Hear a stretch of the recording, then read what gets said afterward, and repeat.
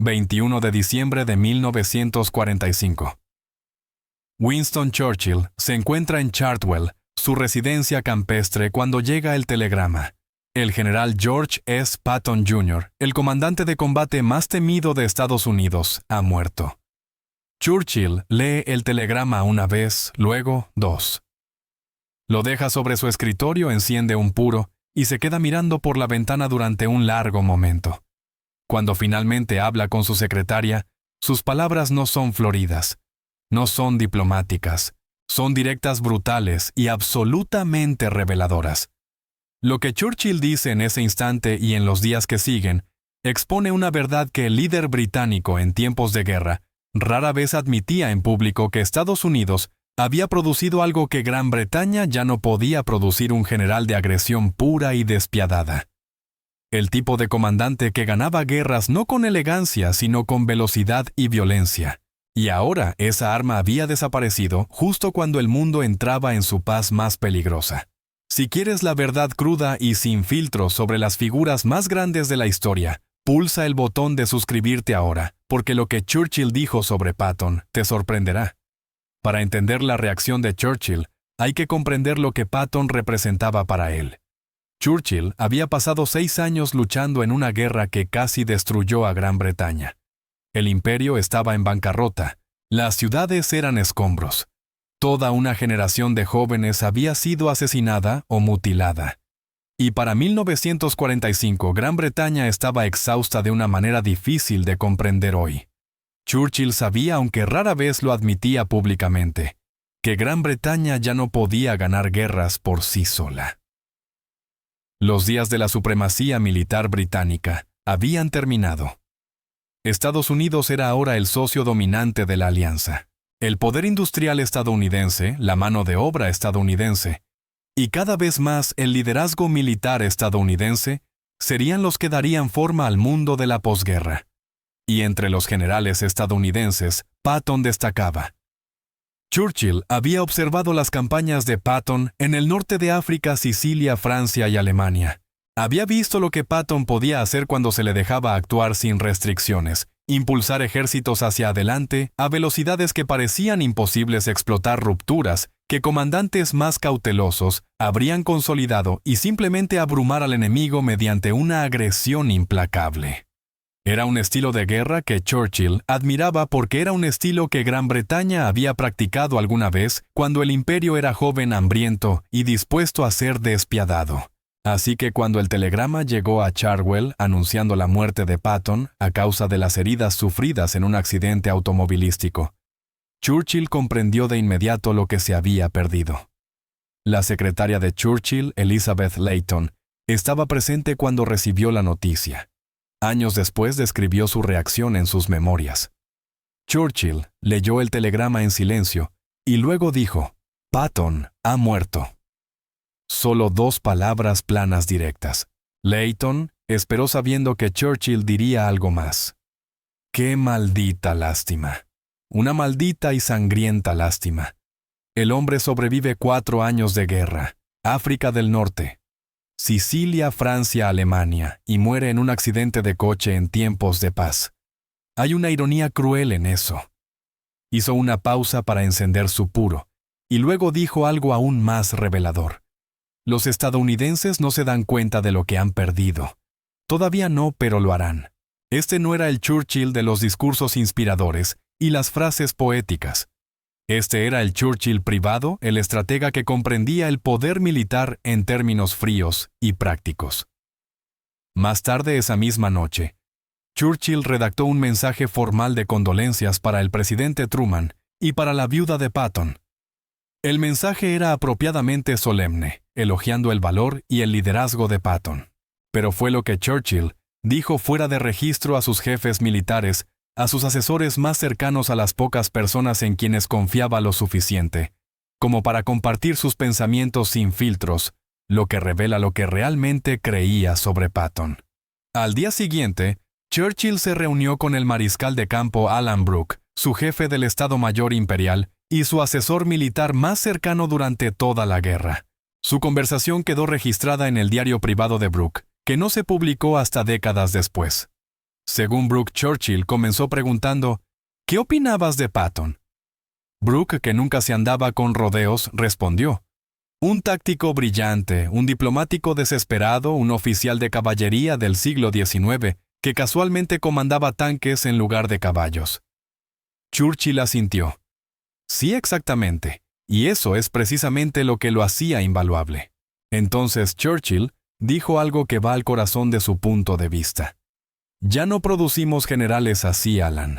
No podemos permitírnoslo.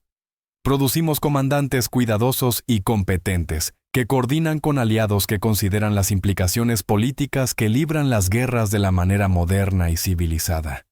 Pero Patton luchaba las guerras como siempre se han ganado, con velocidad, choque y explotación despiadada de la debilidad del enemigo. Brooke señaló que Patton había causado interminables problemas políticos, los incidentes de las bofetadas, las declaraciones incendiarias, los conflictos con otros comandantes. Por supuesto que sí. Ese es el precio de tener un arma como Patton. Él era un arma. ¿Lo entiendes? No un diplomático, no un político. Un arma. Y como cualquier arma necesitaba ser apuntada en la dirección correcta y controlada. Pero cuando necesitabas a alguien que rompiera las líneas enemigas y avanzara 300 millas en 2 semanas, no había nadie mejor. Entonces Churchill dijo algo notable. La tragedia no es que Estados Unidos haya perdido a Patton. La tragedia es que nosotros nunca tuvimos un Patton propio. Al menos no en esta guerra. Esta admisión revela algo que Churchill rara vez reconocía: el liderazgo militar británico en la Segunda Guerra Mundial era fundamentalmente distinto del tipo de liderazgo agresivo y arriesgado que Patton encarnaba. Los generales británicos como Montgomery eran cuidadosos, metódicos, centrados en minimizar las bajas, porque Gran Bretaña simplemente no podía permitirse pérdidas elevadas. Después de la matanza de la Primera Guerra Mundial, la cultura militar británica se había vuelto cautelosa casi hasta el extremo. Los generales estadounidenses, especialmente Patton, no tenían esas limitaciones. Estados Unidos tenía la mano de obra, la capacidad industrial y la disposición a aceptar bajas a cambio de una victoria rápida. Churchill comprendía perfectamente esta dinámica. En una conversación con Anthony Eden, su secretario de Asuntos Exteriores, Churchill fue aún más explícito. Patton podía hacer cosas que Montgomery ni siquiera podía imaginar. No porque Montgomery no fuera brillante, lo era, sino porque Montgomery comandaba un ejército en disminución perteneciente a una nación exhausta, donde cada baja británica contaba.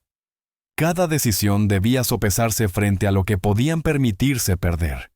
Patton comandaba un ejército en expansión de una nación que apenas estaba comenzando. Podía asumir riesgos que nosotros no podíamos asumir. Podía avanzar cuando nosotros teníamos que consolidar. Podía aceptar bajas que para nosotros habrían sido políticamente imposibles. Entonces Churchill añadió, y por eso su muerte importa más de lo que la gente cree. Estados Unidos piensa que tiene docenas de generales como Patton. No los tiene. Tenía uno y ahora no tiene ninguno. Churchill volvía una y otra vez a esta idea de Patton como un arma. Surgía en múltiples conversaciones privadas durante las semanas posteriores a la muerte de Patton. A un ayudante le dijo, los estadounidenses son sentimentales con sus generales. Quieren creer que sus comandantes son brillantes y agradables. Pero la guerra no trata de ser agradable. La guerra trata de destruir la voluntad de luchar del enemigo. Y Patton entendía eso mejor que nadie. Churchill desarrolló esta idea. Cuando necesitabas romper la línea, Gustav, recurrías a una preparación cuidadosa y a una fuerza abrumadora. Cuando necesitabas coordinar una invasión anfibia masiva, recurrías a una planificación meticulosa. Pero cuando necesitabas atravesar Francia más rápido de lo que el enemigo podía reorganizarse, cuando necesitabas aliviar Bastogne en 48 horas, cuando necesitabas a alguien que simplemente se negara a aceptar que algo era imposible, llamabas a Patton. Era un arma, continuó Churchill. Un arma difícil, un arma que requería mantenimiento constante y causaba dolores de cabeza interminables, pero un arma de un poder enorme. Y armas así no aparecen a menudo. En otra conversación, Churchill dejó aún más claro el cálculo militar. La cuestión no es si Patton era difícil de manejar. La cuestión es si sus resultados justificaban la dificultad. Y la respuesta es obviamente sí. El hombre avanzó desde Normandía hasta la frontera alemana más rápido de lo que nadie creía posible. Liberó Bastogne cuando todos decían que no se podía hacer. Cruzó el Rin con tal rapidez que los alemanes no pudieron organizar una defensa. Ese es el tipo de resultados que ganan guerras.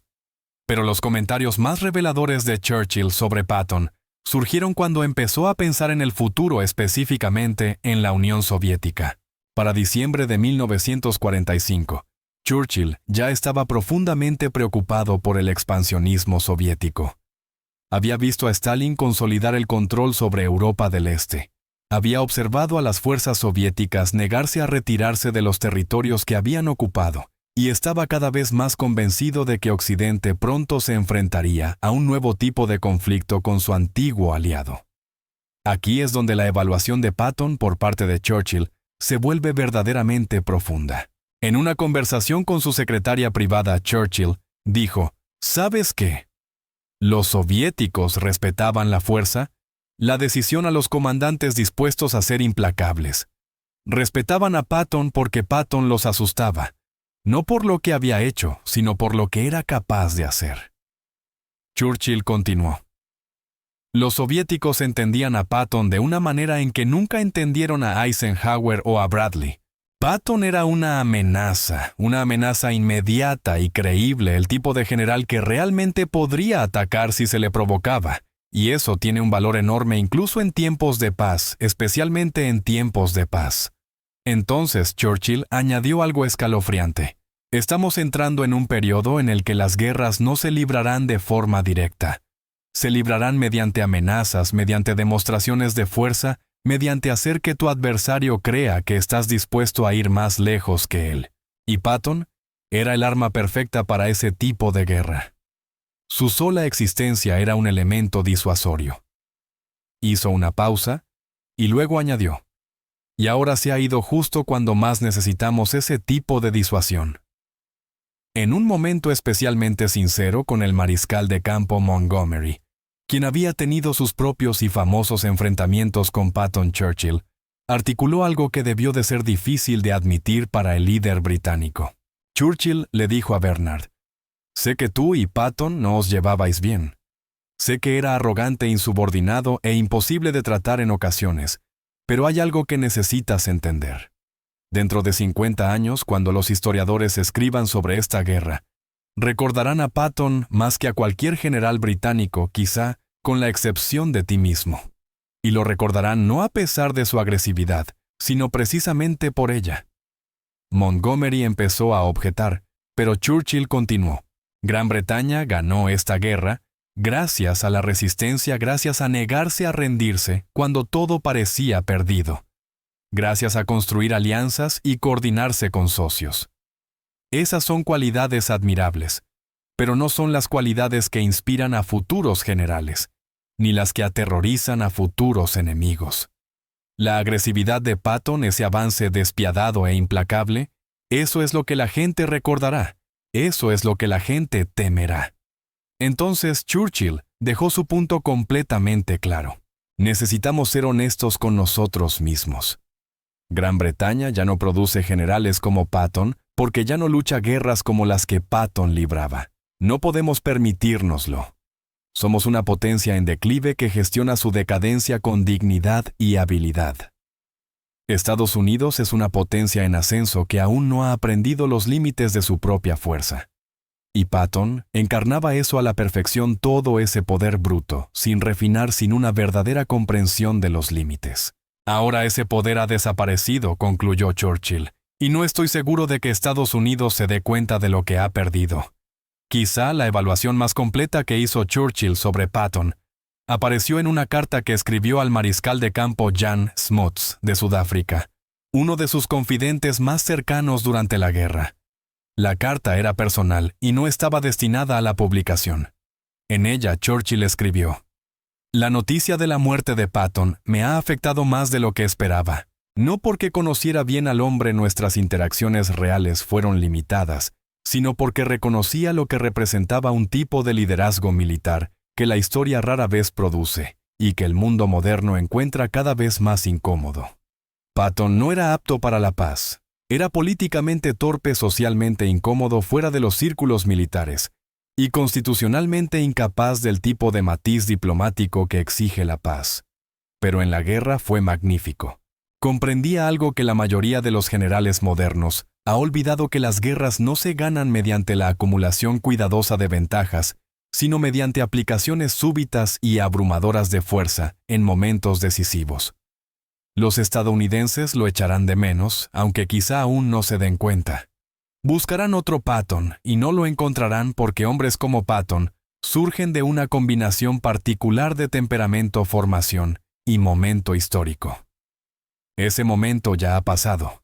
La era que produjo oficiales de caballería capaces de pasar sin dificultad al mando de divisiones acorazadas ha terminado.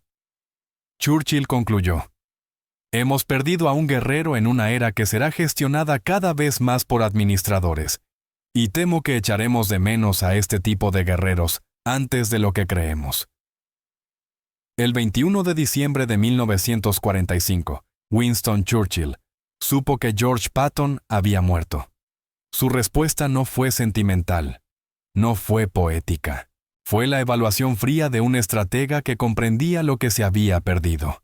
Gran Bretaña ya no producía generales como Patton, hombres de agresión pura y empuje implacable, porque Gran Bretaña ya no podía permitirse ese tipo de generales. Estados Unidos había producido uno. Y ahora, justo cuando el mundo entraba en una paz incierta frente a la Unión Soviética, esa arma había desaparecido. Churchill comprendía algo que muchos no entendían. El valor de Patton no residía solo en lo que había logrado durante la guerra, sino en lo que representaba de cara al futuro.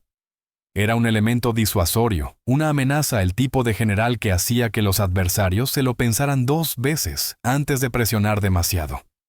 Sin Patton, el equilibrio de poder de la posguerra se desplazó ligeramente. No lo suficiente como para que alguien lo notara de inmediato, pero sí lo bastante como para que Churchill, con su mente estratégica y su comprensión de cómo funciona realmente el poder, reconociera la pérdida.